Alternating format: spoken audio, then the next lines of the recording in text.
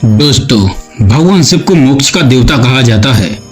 हिंदू धर्म में मान्यता है कि अगर भगवान शिव की विधि विधान के साथ पूजा की जाए तो न केवल सारी मनोकामनाएं पूरी होती हैं, बल्कि व्यक्ति को जीवन मृत्यु के चक्र से मुक्ति भी मिल जाती है।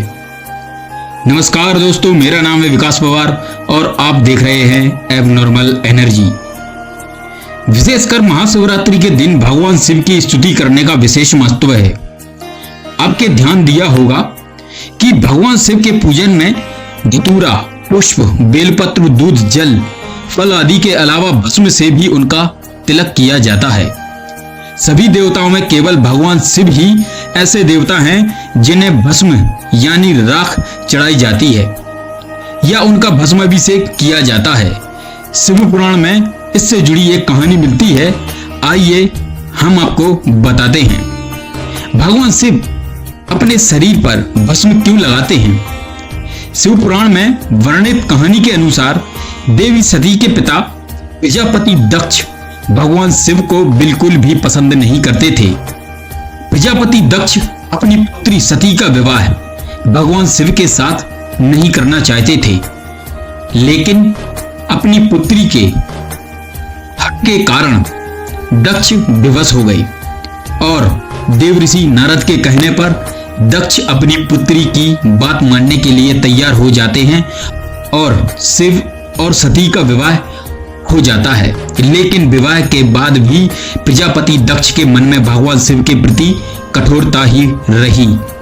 एक बार दक्ष ने एक विशाल यज्ञ का आयोजन किया। इस हवन में समस्त देवी देवताओं को आमंत्रित किया गया, लेकिन दक्ष ने अपनी पुत्री देवी सती और दामाद भगवान शिव को नहीं बुलाया। जब यह बात देवी सती को पता चली तो उन्हें बहुत दुख पहुंचा, लेकिन उन्होंने मन ही मन सोचा कि अपनों को निमंत्रण की क्या आवश्यकता है। इसलिए उन्होंने बिना निमंत्रण ही प्रजापति दक्ष के यहाँ जाने का मन बना लिया। जब देवी सती बिना किसी निमंत्रण के ही यज्ञ में जाने लगी तो भगवान शिव ने उन्हें बहुत समझाया कि उन्हें बिना निमंत्रण के नहीं जाना चाहिए, लेकिन देवी सती नहीं मानी और अपने पिता के घर यज्ञ में पहुंच गईं। वहां पहुंचकर देवी सती ने देखा कि उनके पिता ने सभी देवी देवताओं को आमंत्रित किया है। जब उन्होंने अपने पति शिव को न बुलाने का कारण पूछा तो दक्ष ने भगवान शिव के बारे में बहुत ही कटु और अपमानजनक बातें कहीं। अपने पिता के मुख से अपने पति के लिए अपमानजनक बातें सुनकर देवी सती को बहुत ही क्रोध आ गया, बहुत ही दुख हुआ। देवी सती ये सब सहन ना कर सकी दोस्तों, और यज्ञ कुंड की धधकती हुई अग्नि में कूद गईं। जब भगवान शिव तक यह समाचार पहुंचा तो शिव बहुत क्रोधित हो गए और उनके वीरभद्र अवतार ने प्रजापति दक्ष का सिर काट दिया। देवी सती के इस संसार को छोड़ने के बाद भगवान शिव कई दिनों तक अपनी पत्नी के अधजले शव को लेकर भटकते रहे। सती के वियोग में भोलेनाथ ने संसार के प्रति अपनी जिम्मेदारियों से मुंह मोड़ लिया।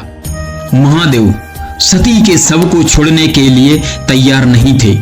महादेव की स्थिति देखकर सभी देवी देवता सोच में पड़ गए कि अगर महादेव अपने कर्तव्यों का निर्वहन नहीं करेंगे तो यह संसार कैसे चलेगा।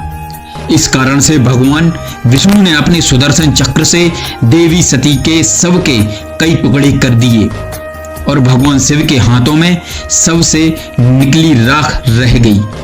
भगवान शिव ने देवी सती की उस राख को अपने पूरे शरीर पर लगाकर सती के प्रेम को याद किया और देवी सती को हमेशा के लिए स्वयं में समाहित कर लिया। इस दिन के बाद दोस्तों भगवान शिव शरीर में भस्म लगाने लगे।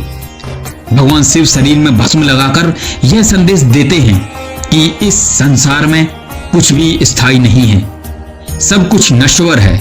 कोई वस्तु और व्यक्ति चाहे कितनी भी सुंदर क्यों ना हो, लेकिन उसे एक ना एक दिन जलकर राख हो ही जाना है। इस कारण से नश्वर जीवन पर कभी भी अहंकार नहीं करना चाहिए। भस्म संपूर्ण संसार को स्मरण कराती है दोस्तों कि इस संसार की हर एक चीज का अंतिम सत्य है। भगवान शिव के भस्म लगाने से जुड़ी एक और मान्यता है दोस्तों कि भगवान शिव कैलाश पर्वत पर निवास करते हैं। यह तो आप सभी जानते होंगे। वहां पर बहुत ही ठंड होती है। जैसा कि हम सभी जानते हैं कि भगवान शिव पूरी तरह से प्रकृति के नियमों का अनुसरण करके मोह माया से दूर प्रकृति तरीकों से रहते हैं। ऐसे में ठंड से बचाव के लिए वह अपने शरीर पर गर्म राख लगाते हैं या अपने शरीर को गर्म करने के लिए भगवान शिव शरीर पर भस्म लगाते हैं। दोस्तों, अगर आपको यह कथा पसंद आई हो तो प्लीज जरूर सब्सक्राइब कीजिएगा, क्योंकि आपके लिए मैं ऐसी ही कथाएं लाता रहूंगा जो आपको भगवान शिव के प्रति समर्पण का भाव दिलाती रहेगी। बोलो ओम नमः शिवाय। जय हो।